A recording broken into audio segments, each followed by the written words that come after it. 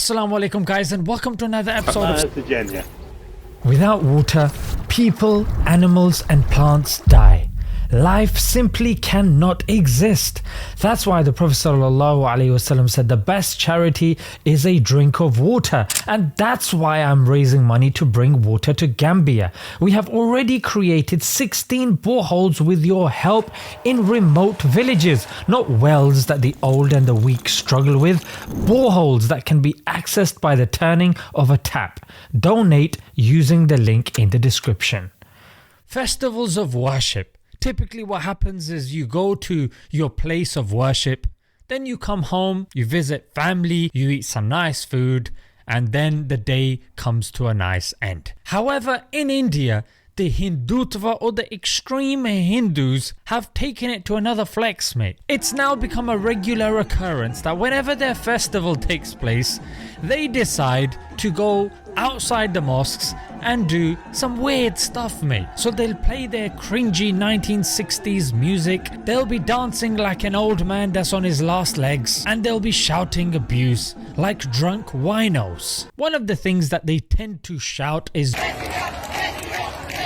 Jai Shri Ram, which is glory be to Lord Rama. Whenever they bully people of other faiths, they force them to say this. Not long ago, a Muslim was forced to say this. He was literally beaten to the cusp of death. And of course, the festival is called Ram Navmi. You're going to our brothers and sisters, forcing them at gunpoint to make this proclamation to Rama, and you're outside mosques shouting this, so surely you want us to delve into what Ram Navmi is and who is Rama. Okay. One second. Okay. Yeah. Adjust his cap, please. Yeah. Adjust his cap. Let's deal with Ram Navmi. It celebrates the birth of their god, Lord Rama. Yes, he's the dude that's in blue. So his father, Dashrath, had 3 wives, and then you insult us for having multiple wives. The father of your god had 3 wives, mate, yeah, and he didn't have kids. So what he did was he consulted with his religious guy, who decided to light a fire in front of them and start praying. Lo and behold, a guy just pops out of the fire with food, you know, as you do. And he said, this random guy that came out the fire, he now had food and said, feed it to your wives. The father of Lord Rama was like, hey, if a guy comes out the fire and tells you to feed something to your wives, you do it. So he did exactly that.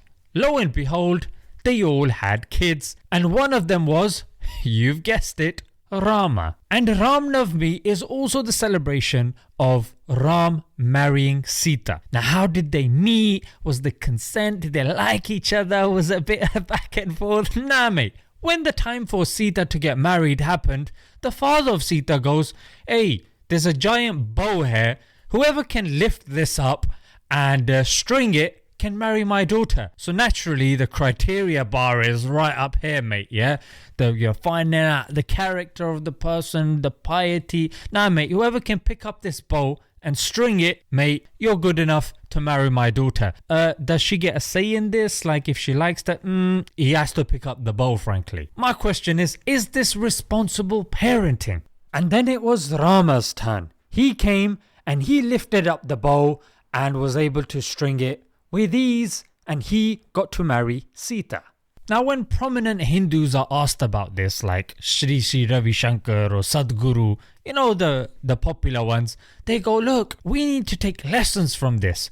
Well, my question to you is, what lesson are we taking from this? If you can't conceive, somebody from a fire will pop up and give you some food, or it's okay to have multiple wives, or if you can't get married, just lift a lot of weights, mate, and hopefully there'll be a competition that somebody is putting their daughter up and you could participate and win, mate. So after hearing all this, mate, I don't see what the fuss is all about, yeah?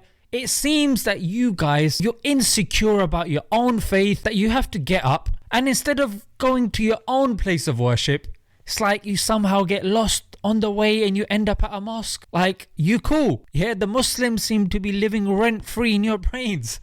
This is nuts. It's actually sad because you guys en masse. I mean, if it was one or two morons, it's fair enough.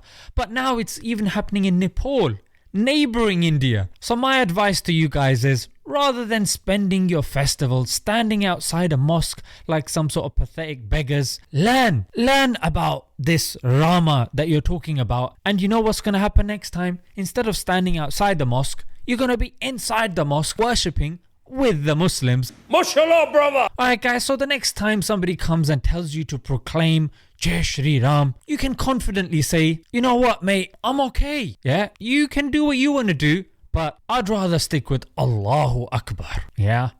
Thanks anyway though, yeah. Off you pop. Assalamu alaikum.